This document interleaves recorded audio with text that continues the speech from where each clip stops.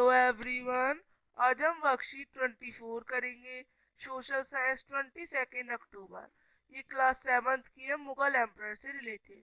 तो ये लड़का बताता है आपको, ये बॉय बताता है after the death of Humayun. जो ये बॉय ही बात करता है that जो हुमायूं जो थे वो मर गए थे। तो अकबर बहुत छोटे थे और उनको ही जो गद्दी थी वो संभालनी पड़ी। He was only 13 years. वो सिर्फ 13 साल के थे when he became emperor, जब वो बादशाह बने।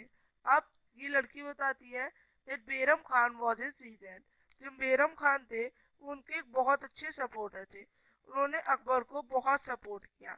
उन्होंने अकबर को राज्य को संभालने में बहुत सपोर्ट किया।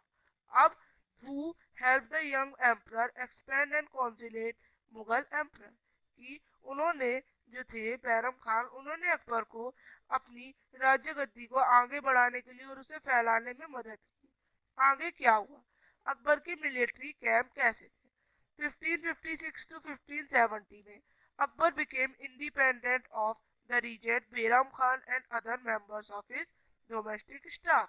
कि अकबर जो थे वो एक इंडिपेंडेंट बन गए। अब उन्हें रीजेंट जो उनके मदद की थी बेराम खान और मेंबर्स जो थे अलग, उनकी अब उनको सलाह की जरूरत नहीं थी और उन्हें उनके अंडर अब करने की जरूरत नहीं थी, क्योंकि अब उन्हें आगे संभालना सब कुछ आ चुका था।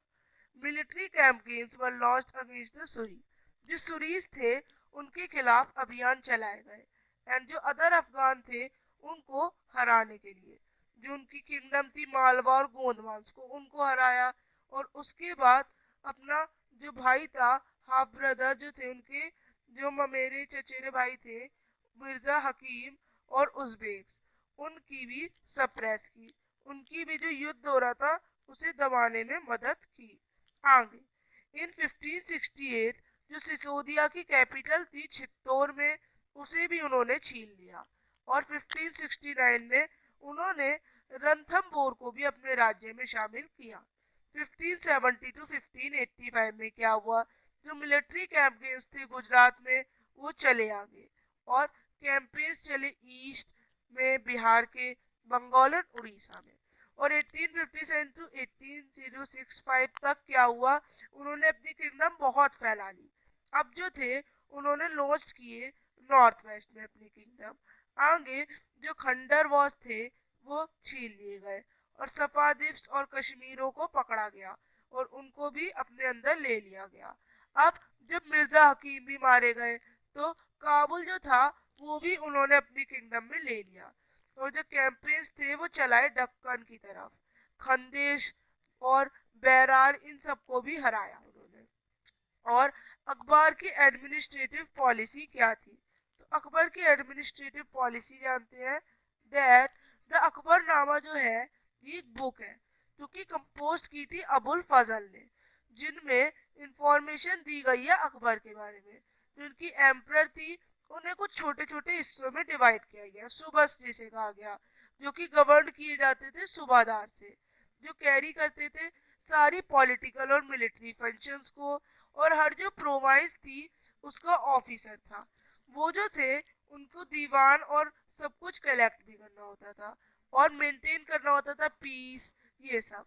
एंड और भी जो इनके मिलिट्री ऑफिसर्स थे, बख्शी और सदर, फौजदार और कोतवाल, ये सब इनको सपोर्ट करते थे। अब रिलीजियस पॉलिसी में क्या आता था अकबर की? तो अकबर ने एक आइडिया लिया था सुल्खी कुल, जो कि यूनिवर्सल पीस था। इन्होंने इसको अपनाया और इन्होंने सहनशीलता बढ़ाई लोगों में, कि वो किसी को डिस्क्रिमिनेट ना करे और कोई करे तो उसे ना सहे और वे हमला करें और राजा को बताएं। तो उन्होंने कहा कि हमारे राज्य में सारी फैसिलिटी, ऑनेस्टी, जस्टिस, पीस, ये सब हो सुल्खी कुल की वजह से।